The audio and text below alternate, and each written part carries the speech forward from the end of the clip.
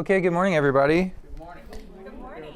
And happy Mother's Day to all of you that are mothers, or all of you that play a motherly role. So, what are we doing here? Well, we are talking about St. Paul for 4 weeks. And I've broken this series down into a really corny alliterative structure so that you remember it. Paul as person, pastor, and prophet, with some leftover stuff at the end about why it's relevant for our church and for our world today. It's a joke. That's an important part. I just want to make sure that's clear. So today we are going to dive into Paul as pastor, but before we do so, I wanted to give just a little bit of a reminder of what we covered last week, because it really is the the foundation for everything that we're doing for the rest of the series. So last week, when we talked about Paul the person, we tried to focus on the different contextual worlds that produced a person like Paul in the first century. So we talked about Paul as a product of the different varieties of Judaism that existed in the time of Jesus and of Paul. We talked about the sort of Greek world of thought, the different philosophical schools that were coming from the 6th century and later out of Greece, that started to influence the world as the Greek Empire spread its domain over the Mediterranean world. And then we talked about the importance of Paul as a Roman citizen, what it meant to be living in the time of the Roman Empire, and specifically what it meant for a Jew whose Holy Land was under occupation by Rome to operate and live within that system. Specifically on the section about Judaisms, and remember that was intentional because the point was that there wasn't one sort of monolithic version of what Judaism looked like in the time of Paul. There were a lot of diverse beliefs, there were a lot of diverse different groups and sects of Judaism, but we went all the way back to the period of the exile, right? So if you read the stories of the prophets and of Israel, constantly warning them to forsake idols, to observe the law, to observe Torah, and everything would go well with them in the land. But if they didn't, that they'd be overrun by the people groups that were surrounding them. And inevitably that happened, right? Both the northern kingdom and the southern kingdom were overrun by different empires. They were dispersed. The southern kingdom went into exile in Babylon. And it's during that time that a lot of our scriptures begin to be written. They begin to be compiled. And so there's a way of reading the scriptures as a reflection on what it means to be God's people in light of this exile and return from exile event that happens. And these events leave many of the Jews of that time wondering when God was going to set things fully right. When is God going to do away with the pagan armies and the pagan religions who are trying to impact the way that we worship in our temple in Jerusalem? Many Jews believed that this sort of setting right of all things would happen when God sent a Messiah or an anointed one. And we talked about how there were a lot of different ideas of what the Messiah would look like. Some people thought there'd be 2 Messiahs. Some people thought the Messiah would be a priestly figure or a kingly figure or a warrior figure. But no one thought that the Messiah would be killed by the people the Messiah was meant to overthrow. That is a consistent pattern of thought. If you get a killed Messiah, then he's not really the Messiah. So goes the belief. And we also talked about some new ideas and practices that developed in this period that's called Second Temple Judaism, after they rebuild and rededicate the temple when they come back from Babylon. Things like, surprisingly, monotheism. Israel, according to the scriptures, doesn't seem to believe that there's only one God for most of its history. It accepts that the gods of the nations exist, but that there's only one God worthy of worship, Yahweh, their high God. Things like monogamy. We don't start to see one man, one woman lifelong partnerships until this period of time, before guys could sort of get away with marrying however many ladies they wanted to. We had things like the rise of synagogues and rabbis. These things didn't exist in the time of Moses. And lots of other things that we talked about. An interesting one in particular was the idea of resurrection. That if God is truly faithful to God's promises, then how can God allow his people, particularly, to sort of just dwell in the place of the dead forever, where everyone goes and it's sort of ambivalent. It's not necessarily good or bad, called Sheol, if you ever run into that word in the Old Testament. So the belief in resurrection from the dead developed out of this desire to see God's faithfulness be enacted in light of all the troubles that Israel went through during this period of time. And then finally, we talked about different groups of Jews that developed during this time. We talked about the Essenes, like the Qumran community, the group that went out to the caves and produced what we now call the Dead Sea Scrolls. We talked about groups like the Zealots, who were particularly hungry for blood. They wanted to enact physical violence against their oppressors, which makes a lot of sense when you're being oppressed. The Sadducees, the group that was associated with the priestly classes and some of the aristocratic classes, that tended to just focus on the first 5 books of the Bible, and they thought all the stuff that the Pharisees believed and that Jesus believed were sort of like developments in the tradition that weren't warranted. And then finally, we talked about the Pharisees. And we emphasized that Pharisaic theology, contrary to what we often just really casually throw out as a trope, the Pharisees were not legalistic. The Pharisees were inheriting a tradition in their own scriptures that told them, if you observe the law in the land, God will protect you. God will keep the enemy armies away from you. He'll allow you to worship in the temple the way that he's asked you to. But if you don't keep the law, then these other nations are going to come and they're going to overrun you. So the Pharisaic insistence on understanding and practicing Torah for all of Israel, not just the priestly classes, not just the rabbis, but everyone, was not legalism. It was the natural outworking of the dominant theology of the day. So when we think about Jesus' debates with the Pharisees in the Gospels, we should try to see them not as sort of fighting between 2 very different, radically opposed groups. We should think of them as brothers fighting over what it means to follow what Dad told us to do. What does it mean to really honor what Dad asked us to do and to live that out in our lives? And one thing I didn't mention last week that I wanted to make sure to make a point of this week, because we often oppose Jesus as the sort of the grace guy and the Pharisees as the legal guys. Let's not forget that in the Gospels, Jesus intensifies the observance of the law, right? You have heard it said that anyone who commits adultery is a sinner, but I tell you, if you even look at someone with lust, it's sin. You have heard it said, an eye for an eye and a tooth for a tooth. I say to you, no. Don't enact violence on those who enact violence on you. So Jesus actually intensifies the law. He says in Matthew's gospel that not a single jot or tittle, not a single like little serif in the Hebrew language will pass away from the law until heaven and earth pass away. So Jesus didn't seem to be interested in getting rid of law. So we need to be careful about opposing Jesus and Judaism with law compared to sort of Christianity and grace. That's a sort of anachronistic preview of coming attractions. That's a Lutheran being like Martin Luther in the 16th century way of opposing things that aren't meant to be in opposition that way. We'll come back to the question about Luther next week. So in summary, what I really wanted to emphasize was let's not use Pharisee as a trope against people that we think are being legalistic. People are going to be legalistic. That doesn't make them Pharisees. That just makes them legalistic. That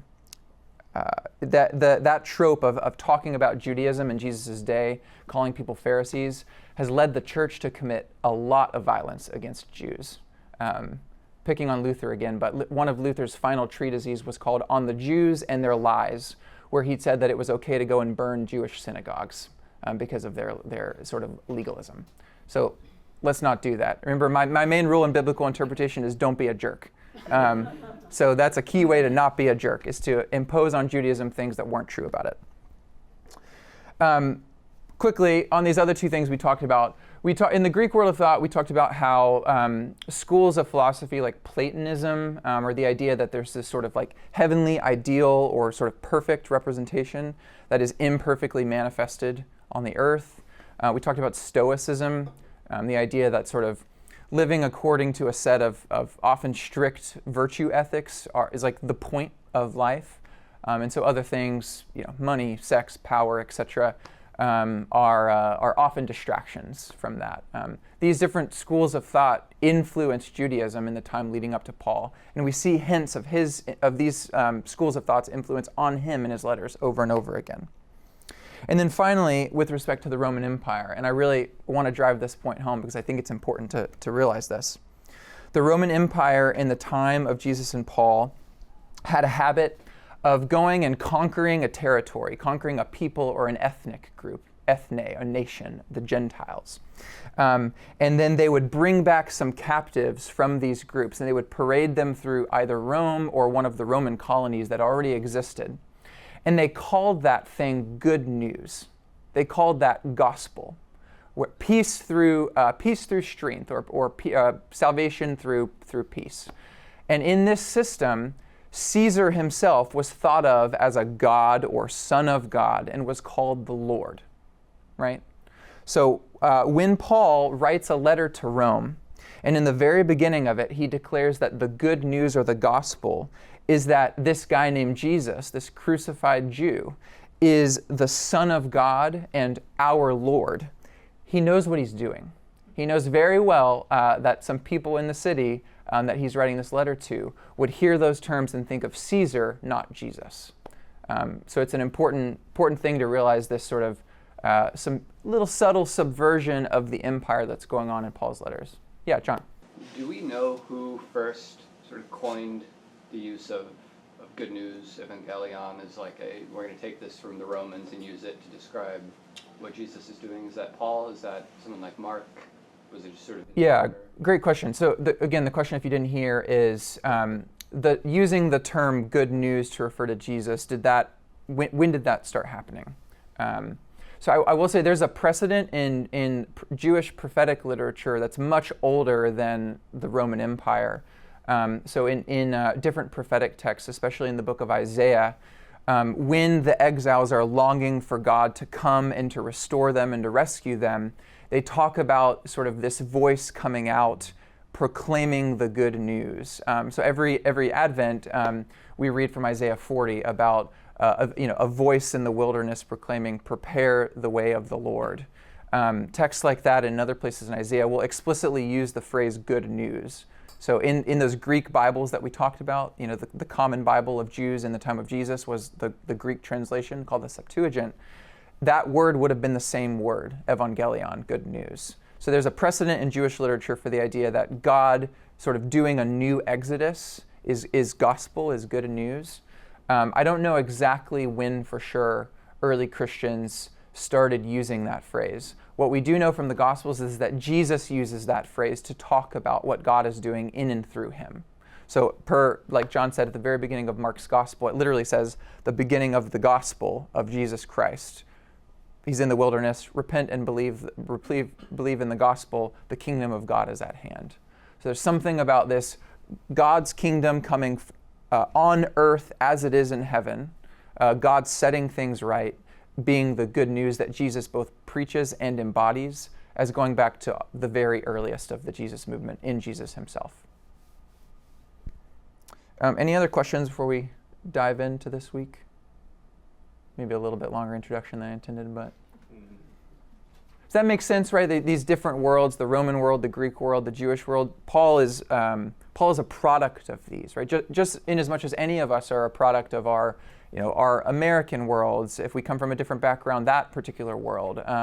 Being a Southerner versus a Northerner, right? There's all these different political and social and economic factors that make us who we are, and Paul wasn't immune to that. He comes from a context. Yeah? Maybe, would you mind just commenting slightly about why Paul, as he comes from these different backgrounds, why was he so violent initially? Would that fit into what you're going to do? It does, yeah. So the question was, why might Paul have been so violent initially? We're just about to talk about that, so I'm gonna boot it for just a second. So today, this was one of these weeks where, how I said last week, there's definitely going to be, this is too ambitious and there's no way we're going to get all through it every week that I've prescribed. So this was one week where, as I was working through this, I said, there's no way that we get through all 6 of these things today. So my goal is to get through number 3. So If you know me, even that will be a success. So we're going to talk about Paul's calling. You'll notice on the screen I have conversion crossed out. I promise I'll explain why that's important to think about Paul not being converted but called. We'll talk about Paul and the sort of who, what, when, where, why of all these early churches or Jesus communities that he's either founding or sort of sustaining, encouraging around the Mediterranean world. And then we'll talk about what Paul expects of these communities and why it matters. It's always important to remember the so what, because that's the closest link we have to this being relevant to us today. And then next week we'll get into another genius use of alliteration here, right? Paul's pastoral pet peeves. I knew that one was going to get you. We'll talk about what it means to think about Paul as a theologian, which seems a little anachronistic, but I'll explain why. And then we'll do some of the heavy-hitting common questions, like was Paul pro-slavery and did Paul hate women and stuff like that. We'll talk about that next week. On Paul's calling. We remember that Paul, I'll ask the question, actually, before we get started. When I ask you, what do we know about Paul before he is called to be an apostle? What do we know about him? Some of which, if you were good little boys and girls and you did your homework and read the printout with the different sort of autobiographical statements, you got some hints of the way that Paul talks about his own journey. But what do we know about Paul before he was called by Christ? What was going on?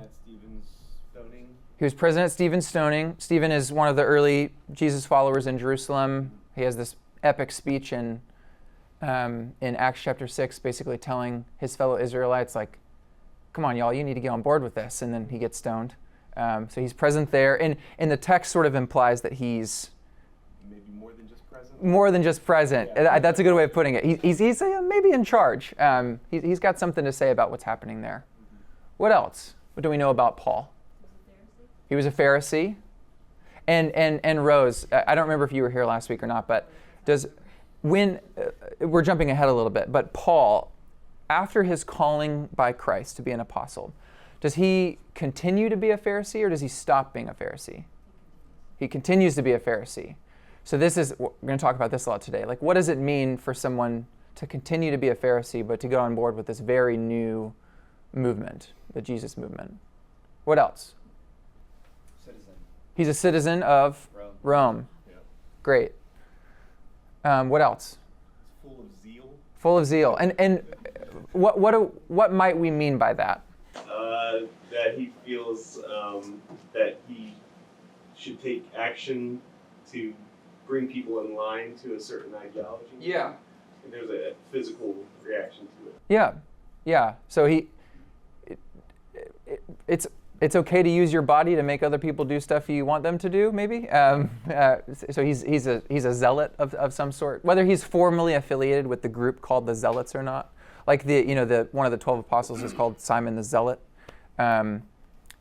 We don't know for sure, but I mean he intentionally uses this word to describe himself, zeal. Anything else we can remember? Yeah, Mary Jo. So can we say that he was violent? Yeah. Or he would choose violent means? Yeah, and he says that himself, as we'll see in a minute. Yeah. He never met Jesus in the flesh. Yeah. So he was not alive during Jesus' normal earthly ministry. Or at least not. Do we know he wasn't alive, or was he? Oh, sorry. I meant. You're right.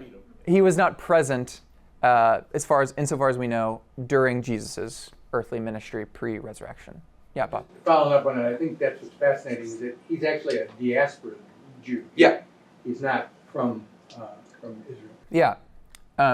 Just catch that term. So he's a diaspora Jew. So all the way back to that exile period we talked about, Jews they're spread. They're not just in the Holy Land anymore. By the time of Jesus, there are Jews living all over the Mediterranean world, forming robust communities. We mentioned last week Alexandria was one of those.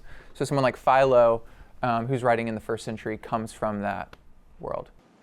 So could we assume from that he's not super interested in temple stuff? If he's not sort of centered on Judea and on Jerusalem, maybe that's not the center of his understanding of how to be Jewish. Yeah, good question. question was, what if Paul doesn't live near the temple, does he care less about the temple? I don't have a perfect answer to that. My gut is to say no.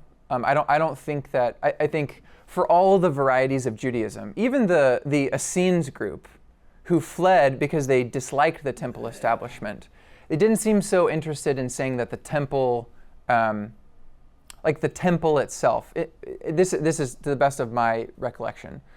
It's not that they believed that God was wrong in establishing the temple and the sacrificial practices in the temple.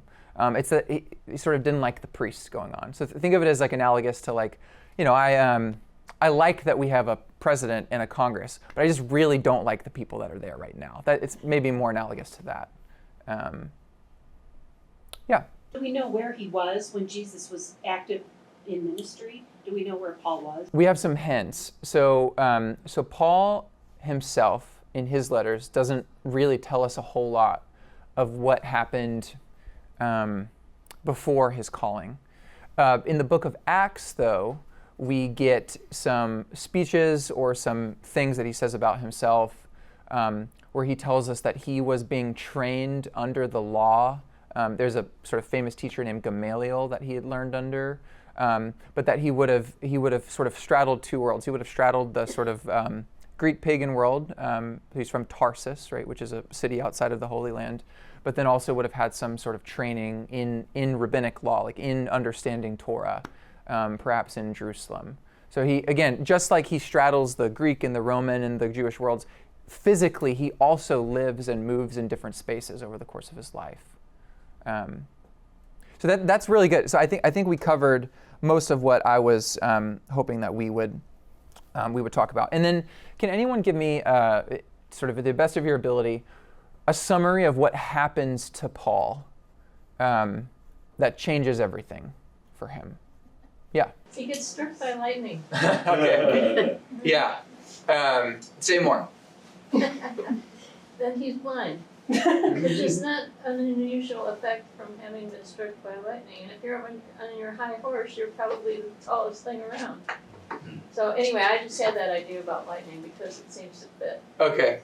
But then he is taken in by Ananias, who tutors him in the Christian faith, and he is protected against the other Christians who wanted to, shun him because he was fighting the Christians.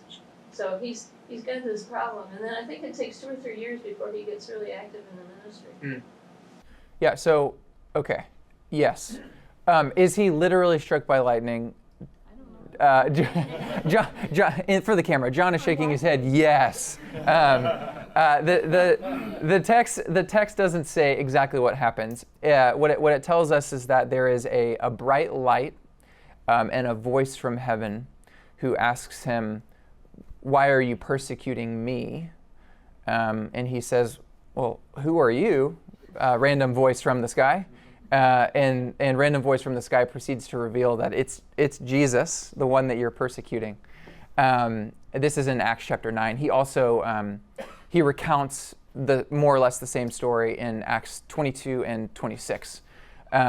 But yeah, so he has this crazy experience. And what is he going to do when this experience happens to him? He goes to Damascus to persecute more Jesus followers. Yeah, so he's coming from, he gets basically permission from leaders in Jerusalem to head north up to Syria, to Damascus, to try to find, remember, because all Christians, even using the term Christians is not it's not a formal category yet, but he's going to find people who have gotten on board with the idea that Jesus, the crucified guy, remember, he got killed, he's not the Messiah.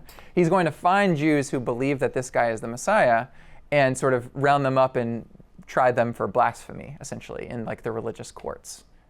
Yeah. Sounds like an ignorant question, but I'm going to ask it anyway, and that is he part of some movement or official body that is chosen or is responsible for persecuting this upstart Christian community? Yeah, so the question is are any of Paul's formal affiliations the cause of his persecution? And I would say not that I know of. just like last week, we talked about how those different groups, the Essenes, the Zealots, the Sadducees and Pharisees, they were permeable boundaries, right? You could live and operate in more than one of those spaces.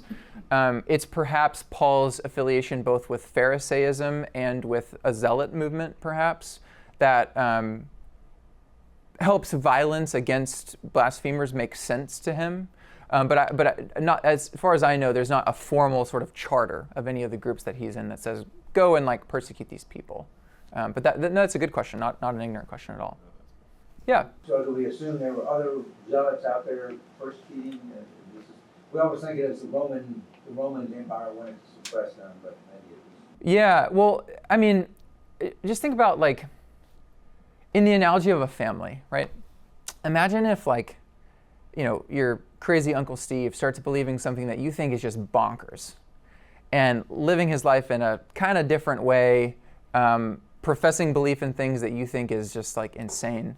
You might hopefully you won't take up violence against crazy Uncle Steve, but you might want to sit down and have a conversation with him and try to figure out like what's going on. Maybe we need to have an intervention, right? We get all our friends in the room and we're gonna intervene.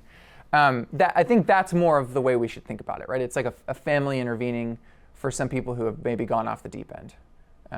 I think that's the way that a lot of Jews would have seen their Jewish brothers and sisters who started to believe that this crucified guy was actually the Messiah.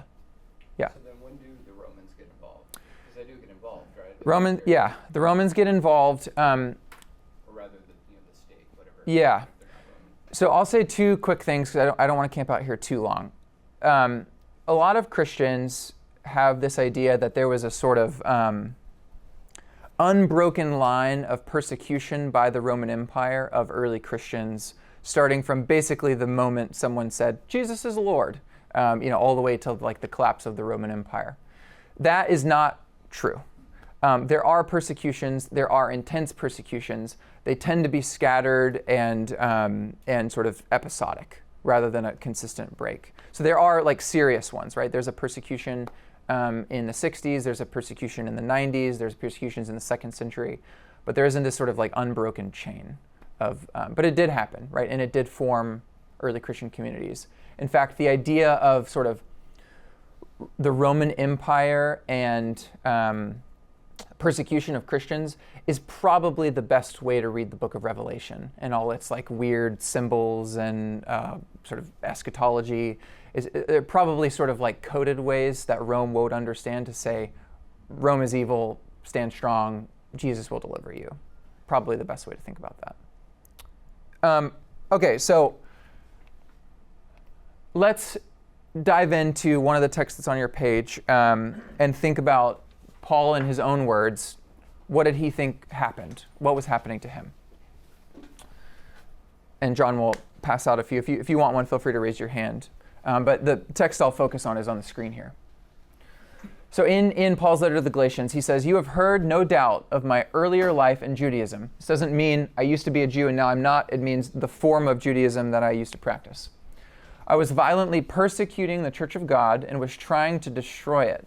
I advanced in Judaism beyond many among my people of the same age, for I was far more zealous for the traditions of my ancestors.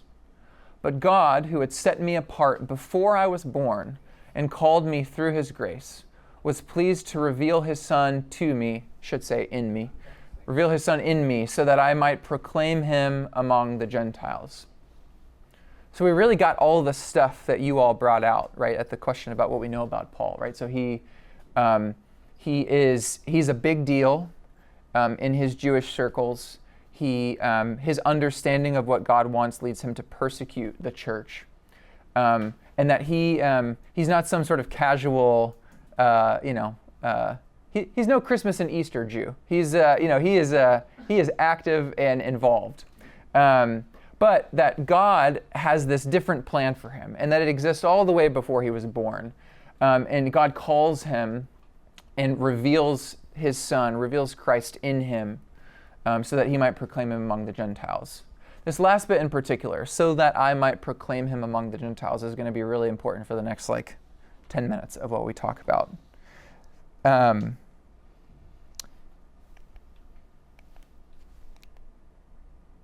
we're often tempted to, again, to think about Paul going from being a Jew to being a Christian.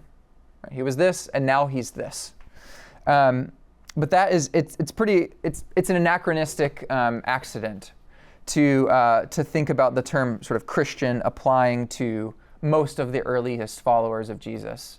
In the book of Acts, in Acts 11, when it's talking about the early community in Antioch, the narrator, Luke, tells us, and it was here that they were first called Christians.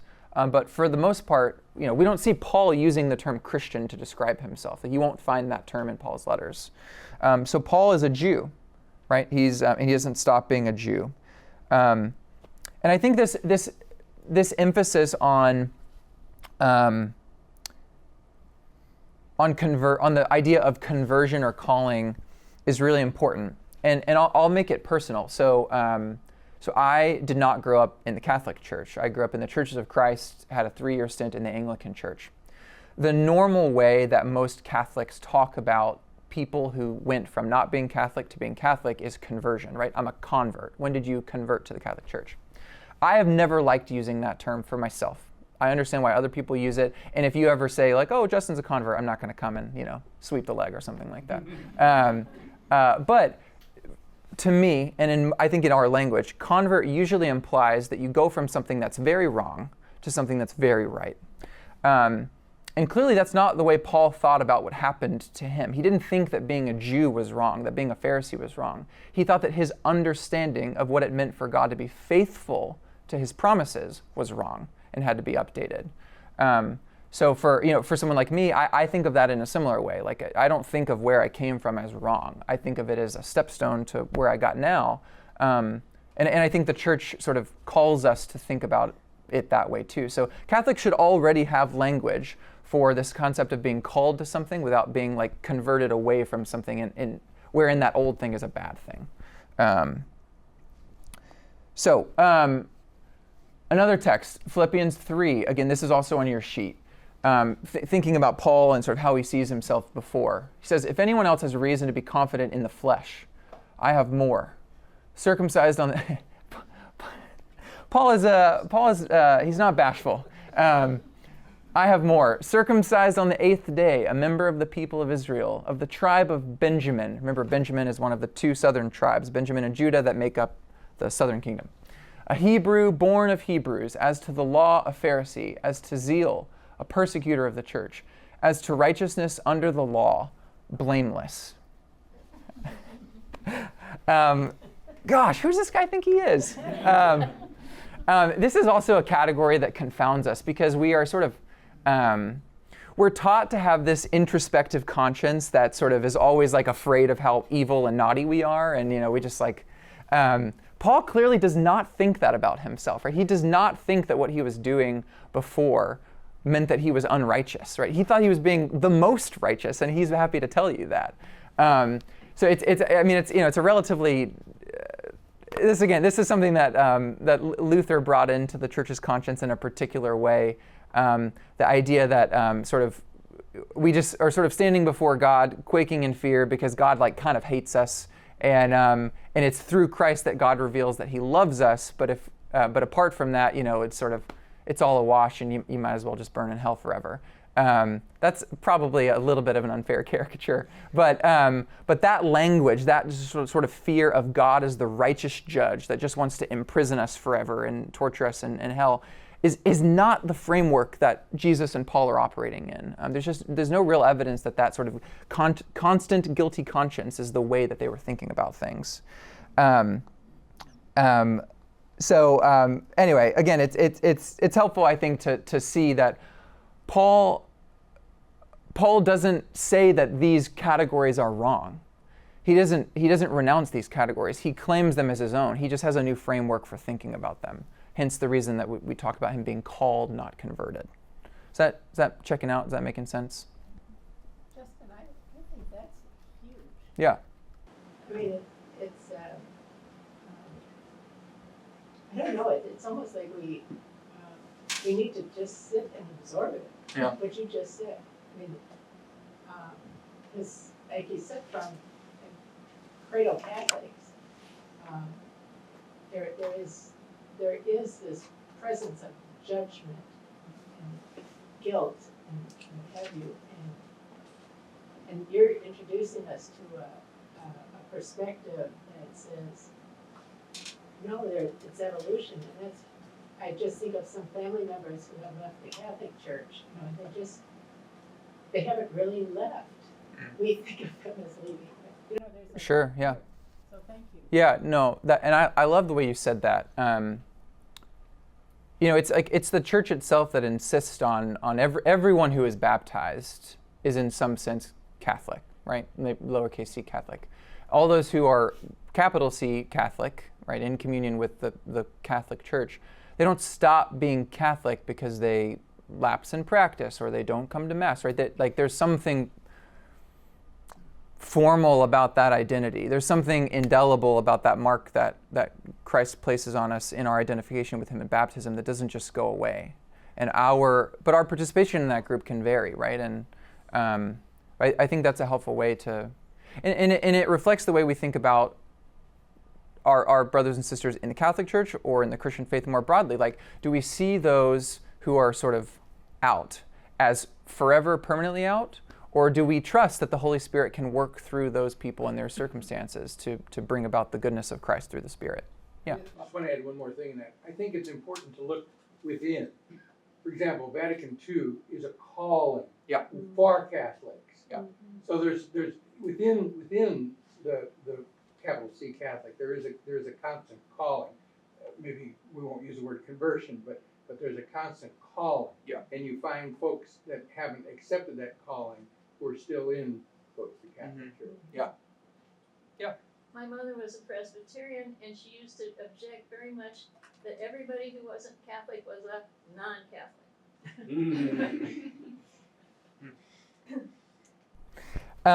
So let's talk about, well, I've kind of skipped through all of this without moving the slides. Calling non-conversion. Okay, apostle to Gentiles. Now we're lined up with my notes. What was that? Otherwise known as non-Catholic. Yeah. That's the risk that we want to make sure you leave not thinking, right? But so the apostle to Gentiles. So when we read just a little while ago the Galatians text, right? He says so he was called to preach to the Gentiles. What is so important about being the apostle to the Gentiles? Later in Galatians, this is when Paul is recounting how he had this sort of long period of time, and then he eventually goes to Jerusalem to confer with the sort of leaders of the Jerusalem church. So when the leaders of the Jerusalem church saw that I had been entrusted is a word that means sort of like a mail carrier, a letter carrier. I think you've been given something by someone and it's your job to go and deliver it faithfully to the person it's intended for. I'd been entrusted with the gospel for the uncircumcised, just as Peter had been entrusted with the gospel for the circumcised. Parentheses, for he who worked through Peter, making him an apostle of the circumcised, also worked through me in sending me to the Gentiles, right? A parallel nature of ministry. And when James and Cephas, Peter, and John, who were the acknowledged pillars in Jerusalem, recognized the grace that had been given to me, they gave to Barnabas and me the right hand of fellowship, agreeing that we should go to the Gentiles and they to the circumcised. So Paul understands what the very God that has called Peter and James and John to preach to their Jewish brothers and sisters and to try to teach them about the good news of Jesus as their Messiah or Christ. He has that same mission to go to the non-Jews, to the uncircumcised. And just for a second, I want you to plug back into this imagination mode that I asked you to do last week as we think about the period before Paul and Christ. Go back to those really varied, diverse messianic expectations that we talked about, sort of all over the place. For many Jews, when God's kingdom was to be fully reestablished in Jerusalem, in the temple, with the son of David, the king, on the throne, something had to happen with the Gentiles, right? For God to be king over everything, something has to happen with all these people who are not us. And so herein again, there's some diversity in what is going to happen to the non-Jews. Some people thought that the tables were going to be turned, right? The pagan nations are oppressing Israel, and so when God's kingdom comes and the Messiah comes, Israel will be able to subject or oppress the nations, right? So we'll just sort of flip the power hierarchy. Some other people thought that the Gentiles were actually going to come to recognize the God of Israel. They were going to see like, oh, their God is the true God, which means we should worship that God. The people in the first camp probably also thought that they would worship, the people who were then subjected to Israel would probably also worship the one God, but they might do so a little begrudgingly, right? You have to worship our God now. And there's all these different hints in the scriptures for what this might look like, right? So think all the way back to Genesis, and this text is really, really important for Paul, and we'll talk about this more next week. All the way back to the blessing of Abraham. The blessing of Abraham is not just for Abraham's direct descendants. God says that in you, all the families of the earth will be blessed. And we see a repetition of that theme in Genesis 15 and Genesis 17 as God sort of reiterates the promise that God makes to Abraham. So all the way from the beginning, there's a way of reading the story to say that God isn't just focused on Israel. He intends Israel, the family of Abraham, to do something for everybody else, right? So then we get this messianic prophet in the first century named Jesus who starts talking about being a light to the nations. There's a precedent for that idea, right? In Isaiah 2, this may be one of my favorite texts in the scriptures. This beautiful text that talks about, in the days to come, the Lord is going to sort of establish Jerusalem as the pinnacle. And all the nations are going to look up and see the temple and see the God, and they're going to want to go up to it and worship the one true God. And after worshiping this one God, they're not going to be fighting each other anymore. They're going to turn their swords into farming equipment. They're going to live at peace with one another. There won't be war anymore. They won't lift up sword against each other. This is an idea of what it might look like when the Messiah comes with the nations. In Isaiah 42, which is quoted by Jesus himself in Matthew's gospel, in reflecting on what his vocation is, the prophet says, "Here is my servant whom I have chosen. I will put my spirit upon him, and he will proclaim justice to the Gentiles." So the point is, there's all this precedent for what it looks like, or how to imagine what happens to the non-Jews when God's kingdom is established, right? When the Messiah comes. But there's also, as we alluded to, a little bit of a darker side. There's a darker picture of what it might look like. If you were here in the Bible series, you might be recognizing this, but you probably don't remember it. It was 5 months ago. In Deuteronomy 32, there's this text that basically talks about, we got arrows that are drunk with blood, swords that devour flesh. It's very warlike, right? It's us versus them. We're in battle. We're slaying each other. And in the context of this, it's sort of like, "Rejoice, O Gentiles, with his people, for he will avenge the blood of his servants." It's sort of a warning. Get on board with God's people, or you're going to end up with your arrows drunk with blood running through you. You're going to end up dead, right? So rejoice, O Gentiles, with his people. It's not a particularly pleasant rejoicing. It's a sort of, you better get on board or things are going to go bad for you. Paul does this really interesting thing where he decides that the text means exactly the opposite of what it means in its original context. He quotes this in Romans 15, talking about Jews and Gentiles being a part of the same family of God. He says, "Welcome one another then, as Christ welcomed you, for the glory of God.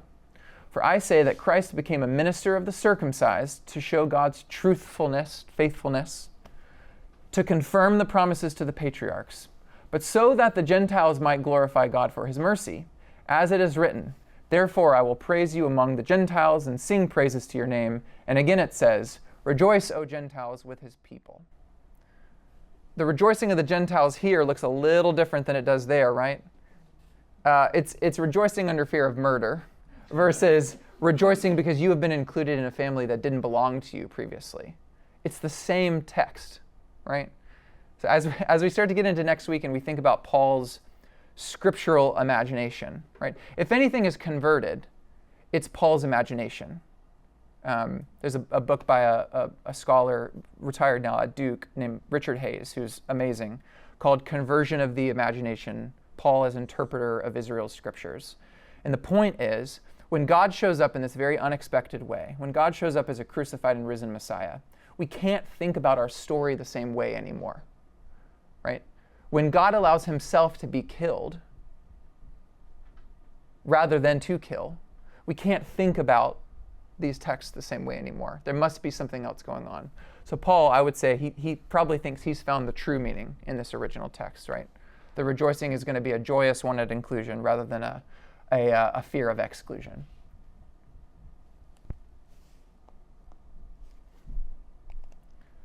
So, next, well, actually, before I move on, any questions about this so far? We have about 11 minutes. I'm not going to even finish the bit I wanted to, but. For those who had the happy vision of like the Gentiles streaming to the temple, is the sense that they could worship the God of Israel if they became Jewish, or is there a sense that they could do that and still be like happy Greeks or happy Egyptians or? Great question. John has a way of reminding me of things that I forgot to cover in my notes. So if there's anything that I can like trigger your mind to, it's to, at every moment where you think there might be an answer, a particular thought that existed among all Jews, think again, it's more diverse than that. So just as there is a diversity between people who think, some people who think that the Gentiles will be included, and some people who think that the Gentiles will be subjugated and probably all killed, within the school of people who thought that the Jews would be included, there's also multiple thoughts. One is that when those Jews worship the one God and recognize the one God as the true God, they'll convert, right? They'll circumcise themselves, they'll become Jewish. There's another school of thought that said, wait a second, the nations won't be worshiping God if they're not the nations anymore. If they become Jews, if everyone becomes Jews, then only Jews worship God, rather than Jews and all the nations, right? That school of thought is where Paul goes. We'll come back to this text next week, but in Romans 3, when he's talking about this very controversial topic of debate between Catholics and Protestants about justification by faith and what that means, the point of the argument is that Jews and Gentiles belong in the same family. They belong at the same table. And the Gentiles can't stop being the Gentiles, because if everyone converted to Judaism, then God would only be the God of Jews. He wouldn't also be the God of Gentiles if everyone has to become Jewish to worship the one God, right? I think an analogy, an unsolved problem for our church right now is how do Protestants enter into community with the church? Yeah. You know, right now it is you become Catholic, Mm-hmm. unless you're Orthodox, and then There's this weird. right, and so we have the same sorts of Yeah. like could a Baptist take communion as a Baptist? Well, sometimes we let Anglicans do that, but not. I don't know. It's interesting. I am not just because I have family members here who are Protestant. I am not just because of that. I am punting on that question for time and for scope. We can come back to that. I think maybe in week 3 or 4. But it's a good question. Not really a question, just Yeah.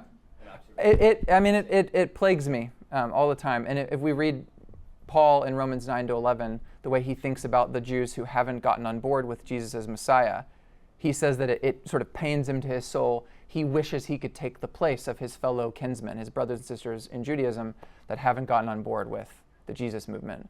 So I think at a fundamental level, there has to be some like identification with and empathy with those who are not fully sort of on board with wherever you happen to be at that moment.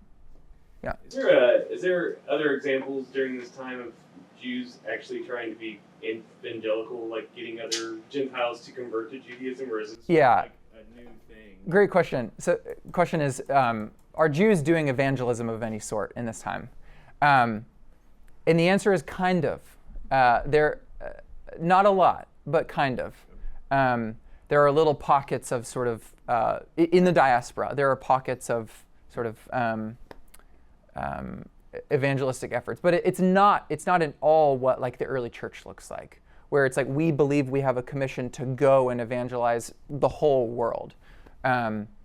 It's not quite like that, but there is some. And remember, and this is all over the New Testament itself. There are non-Jews who are converts to Judaism.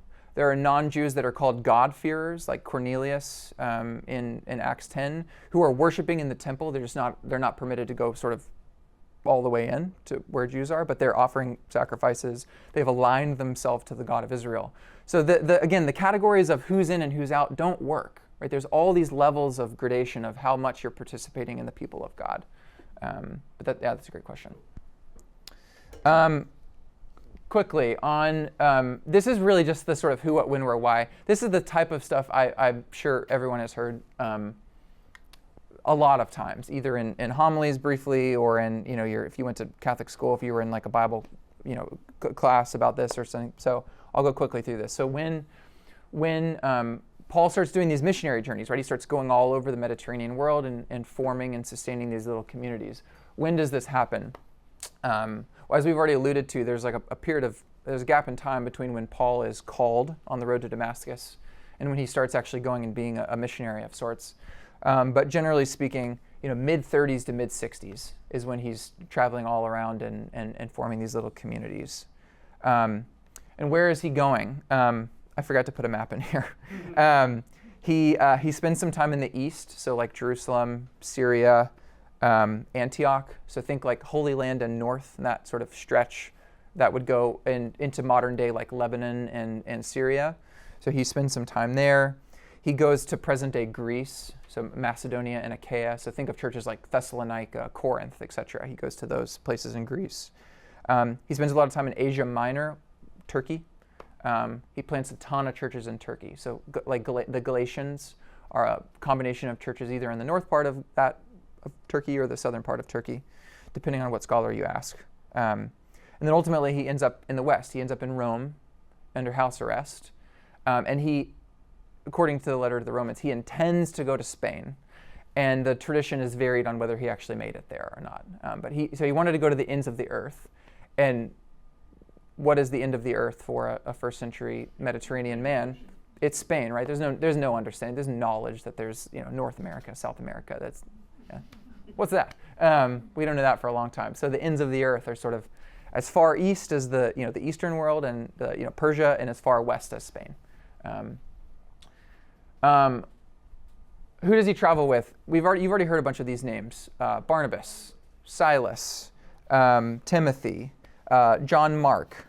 One that I don't have in my notes, but part of the Christian tradition is that Luke traveled with him. So Luke, the author of the Gospel of Luke and the Acts of the Apostles, tradition says that Luke traveled with Paul.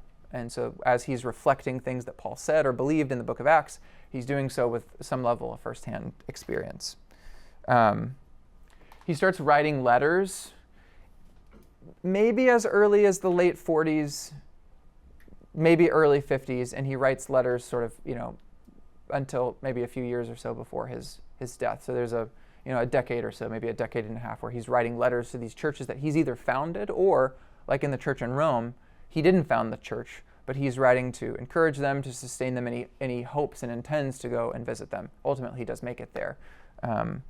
And again, tradition says that he's martyred in Rome. But to the important point, to what end? Like, what's the point of all this? What's the point of traveling around and forming these little communities? And I want to use the very beginning of his letter to the Romans, and this will be probably a good place to wrap up.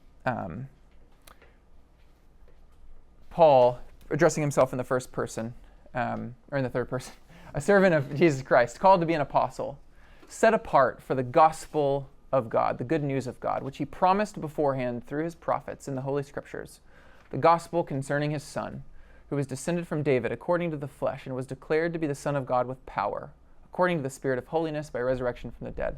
Paul's sentences are so long, y'all. They're Jesus Christ our Lord, through whom we have received grace and apostleship to bring about the obedience of faith among all the Gentiles for the sake of his name. So for whatever Paul thinks he's doing, this is what it is. preaching the good news to the Gentiles of this Jewish Messiah who was promised in the scriptures, promised by the prophets, who was descended from David, so he's royal, right? He's a kingly figure. And he was declared to be the Son of God with power, according to the Spirit of holiness by resurrection. So we could basically sum up the gospel as saying, Jesus, who was promised by the prophets, is God's fulfillment to Israel, and by raising him from the dead, he's been named the Son of God. That's a way of summarizing the gospel. In his second letter to Timothy, he says basically the same thing. Remember, Jesus Christ descended from David, raised from the dead. This is my gospel. So if we ask, what does Paul mean by gospel? It's this announcement, this declaration that Jesus is the Lord, that the one promised by the prophets is actually the real deal. He's here, he was raised from the dead, and that's how God vindicated him. But that has a very immediate impact. And that impact for him, as the apostle to the Gentiles, is to bring about the obedience of faith among them. And so what we'll start to dive into next week is to talk about what obedience of faith among the Gentiles looks like. Why does he expect them to be both unified and holy? Turns out that's really hard to do. It's easy to do unity if you let everything slide, and it's easy to do holiness if you don't care about unity. So he's insistent on both. They both have to happen. And I think that's a good place to stop. Thanks.